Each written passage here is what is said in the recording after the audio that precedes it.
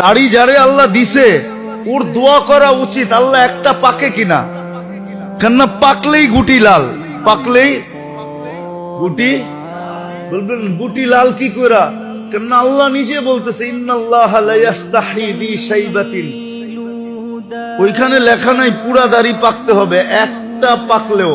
ইব্রাহিম আলাইহিস সালামের একটা পাক ছিল, সারা আলাইহিস সালাম বলতেছে ইব্রাহিম এটা আবার কি, মা হাযিহিল বিয়াদ, এই সাদা এটা আবার কি, উঠায় ফেলা। তো বোর কথায় উঠাইতে গেছিলেন, হাত বাড়াইছেন, আল্লাহ উপর থেকে আওয়াজ দিছে খলিল হাত নামান। কয় কেন? কয় এটা সাদা না, এটা সম্মানের সিল, তোমাকে সম্মানিত করার চিহ্ন দিলাম, চিহ্ন সাদাটা সম্মানিতের চিহ্ন। তো যার দাড়ি উঠছে ও তো কাটবে দূরের কথা, ও তো সারাদিন খতম পড়াবে, একটা পাকে কিনা।